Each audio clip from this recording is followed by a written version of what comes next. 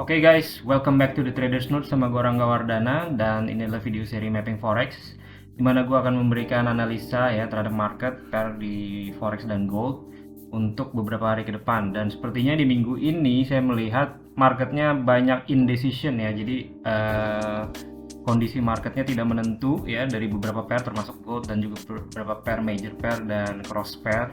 Tapi nggak apa-apa, kita lanjutin aja untuk mapping forex kali ini, oke? Nah, bagi kalian yang masih pemula dan baru mengikuti YouTube channel ini, boleh coba cari video di atas, gue taruh linknya. Itu ada playlist ya, bongkar teknik forex, ada playlist mapping forex seperti ini, at least kalian bisa start untuk belajar dari sana. Oke, sebelum kita mulai, jangan lupa untuk klik like, subscribe, dan share. Klik juga link di bawah ini di description untuk kalian bergabung di channel telegramnya The Traders Note. Mari kita masuk ke konten materi. Ya, oke, yang pertama kita akan mulai dari gold terlebih dahulu. Pertama, kita identifikasi tren dan momentumnya seperti apa, lalu kita prediksi direction dan targetnya. Nah, di gold ini trennya turun ya, dia udah cukup rendah, udah ketemu area support juga 1729, 1730 ya kurang lebih untuk area supportnya, yang dimana kalau itu tembus maka ada potensi dia untuk drop lagi lebih dalam karena di sini ada ekor yang panjangnya, oke, 1723. Nah, si gold ini trennya turun di daily, di semua kalian buka time frame ya, daily H4 itu trennya udah pasti turun. Namun di H1 di sini ada indecision candle, jadi candle H1-nya ini ada ekor atas bawah yang sangat besar sekali ya, jadi dia ada 200 pips candle atas bawah, jadi baiknya dihindari terlebih dahulu, at least sampai dia keluar dari ekornya gitu ya. Kita nggak tahu keluarnya kemana, kita tunggu dia keluar dari range ini untuk kita analisa lebih lanjut. Oke, kemudian di Euro USD ya, Euro USD juga sama, mirip. Di sini trennya turun. Oke, di daily chart kita bikin zigzag arah, trennya jelas turun ke bawah nih, kuat sekali. Lalu di sini di area atas level 1.0373 ini adalah key levelnya yang seandainya harga balik di situ enak sekali untuk dicari potensi untuk nge-sell. Tapi sekarang harga di bawah sini, kita masuk ke H4. Oke, di sini ada area yang cukup bagus 1.0173. Artinya kalau si Euro USD ini dibawa naik, seandainya dibawa naik ya. Nah, di sini saya akan mencari pantulan untuk nge-sell Euro USD levelnya di sekitaran 1.0167 hingga 0205. Nah, pertanyaannya dari bawah sini ke atas, ini ada 140 pips, apakah bisa buy?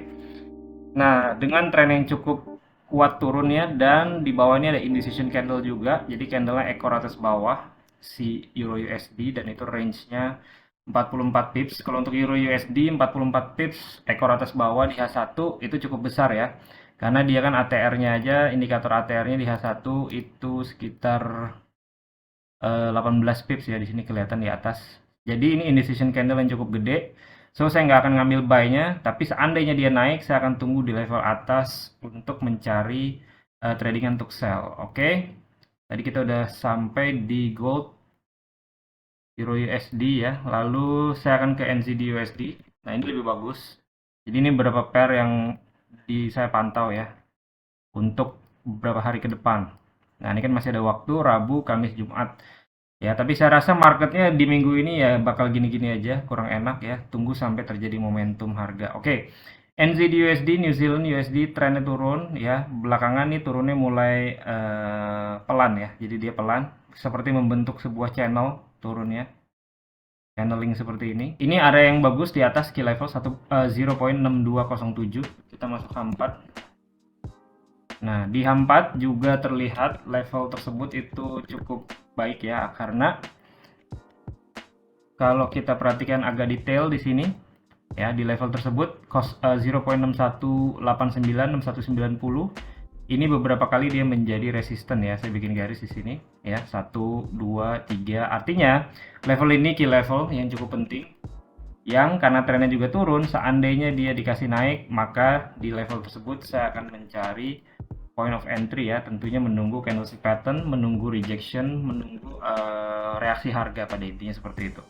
Oke, kita bisa turunin time frame sedikit ke H1. Nah, oke, ini levelnya bagus banget ya, 0.619. Mudah-mudahan dikasih naik dulu untuk nge-sell lalu dia drop. Nah, kalau udah dapet di atas sell-nya, bisa pasang TP-nya di mana? Ini kan risikonya bakalan kecil, SL-nya bakalan pendek, mungkin 30-40 pips. Kalau dia hajar ke bawah lagi itu bisa 85 pips, dan seandainya dia lanjut untuk terusin tren ke bawahnya, karena ini trennya turun kan, kita bisa tarik Fibonacci eksternal seperti ini kalau dia beneran sampai atas ya.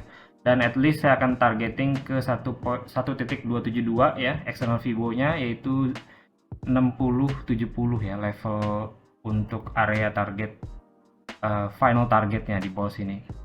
Oke, jadi kalau dari atas ini range ke bawahnya 115 pips, lumayan. Next pair di USD Jepang Yen yang saya bullish, artinya mengharapkan untuk trennya terus lanjut ke atas. Oke, kita identifikasi jelas tren naik ya, udah gampang banget, kiri ke kanan dia terus naik, dan kemarin ada double top di sini di break oleh candle tanggal 11 Juli USD Jepang Yen. Nah, setelah itu dia inside bar di daily chart.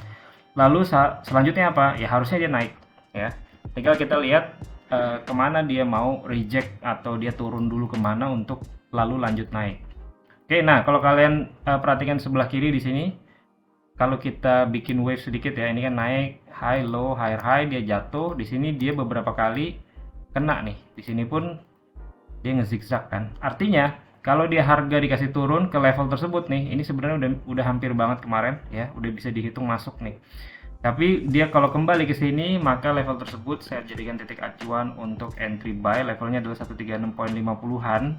Yang dimana kalau kita lihatnya itu kemarin ya, mungkin bisa ngambil buy di sana. Tapi kalau udah seperti ini ya saya tunggu aja buy limit untuk ngambil buy-nya di area bawah. Targeting finalnya kemana? Kita pasang eksternal Fibonacci, tarik dari atas ke bawah ya.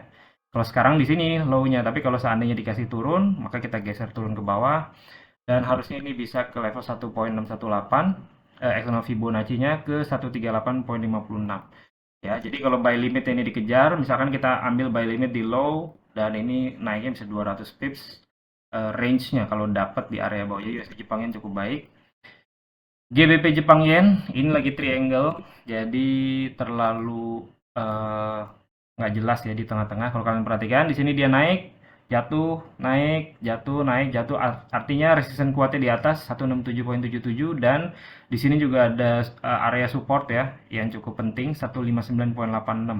Nah, di lower time frame H4H1 dia membentuk triangle, artinya dia nggak tahu mau kemana, bisa naik bisa turun. Ekspektasi saya adalah naik ya. Kalau dia naik ngebreak, kita bisa ambil retestnya. Jadi menggunakan prinsip trendline break and retest. Nah, biasanya saya juga pernah bikin video mengenai trendline break and retest. Silahkan cari videonya, saya taruh linknya di deskripsi di bawah. Oke, saya akan tunggu level tersebut. Kalau turun, ini range-nya terlalu pendek ya. Jadi saya mengharapkannya dia untuk kita bisa nge-buy di sini. Jadi kalau dia turun, saya nggak akan ambil. Oke, again, yang namanya trading, keputusan selalu di tangan tradernya masing-masing. Di sini saya hanya memberikan analisa mendasar terlebih dahulu ya di mapping forex. EUR Kanada juga ini minggu lalu kita dapat turunnya. Oke, selanjutnya di EUR Kanada ya. EUR Kanada ini dia membentuk sideway di sini yang pada akhirnya dijebol ya minggu lalu, 2 minggu lalu. Levelnya 1.3389, jadi dia kuat sekali jatuhnya. Beberapa hari yang lalu pun ada candle bearish Marubozu di daily chart lalu, tapi besoknya dia menjadi candle biru kecil ya. Artinya apa? Penurunannya sekarang agak terhambat. Jadi, ada potensi naik sebenarnya, tapi masih sangat riskan sekali. Bisa saja dia lanjut turun. Oleh karena itu perlu menunggu price action yang lebih baik. Nah, di H4 di sini udah ada ciri-ciri bullish yang cukup kuat ya. Jadi di sini ada candle merah kecil-kecil dan dibalas candle biru yang kuat sekali di sini. Nah, artinya apa? Ini udah mulai terjadi buying momentum ya. Udah mulai ada buying momentum. Jadi kalau mau spec buy ini cukup baik ya, karena stop lossnya bakalan kecil ya, 30-40 pips, mungkin 50 pips, dan potensi naiknya bisa 300-an pips ya, seandainya dia kembali naik menuju ke key levelnya di atas. Oke, kurang lebih seperti itu. GBP USD saya tunggu level atas ini, kita identifikasi tren dan lain-lainnya. Oke, di sini trennya jelas turun, masih terus turun ya trennya. Kita bikin zigzagnya seperti ini. Nah, artinya ini sebenarnya bisa dilanjutin untuk ngambil turun ke bawah lagi. Kita tinggal identifikasi level mana yang cukup bagus. Saya perhatikan di sini dia ada support, ada resistance, Di sini pun dia ada decision untuk jatuh ke bawah ya. Kalau kita lihat di H1 ini lebih jelas lagi. Oke, di sini ada key levelnya, ada zone juga di sini, yang dimana kalau harganya bisa naik ya ke sini saya akan cari tunggu candlestick pattern reaksi harga untuk ngambil sell ke bawah, dan ini targetingnya at least bisa kembali ke key level di bawah sini ya, atau ke ujung closing paling terendah di bawah sini. Dan ini ruangnya cukup lumayan kalau di GBP USD ya, 100 pips hingga 130-140 pips kalau dapat di atas sini. Oke guys, sekian video hari ini. Semoga bisa membantu dalam trading Anda. Dan seperti biasa, plan your trade, trade your plan, be disciplined, tetap konsisten. I'll see you guys in my next video. Bye.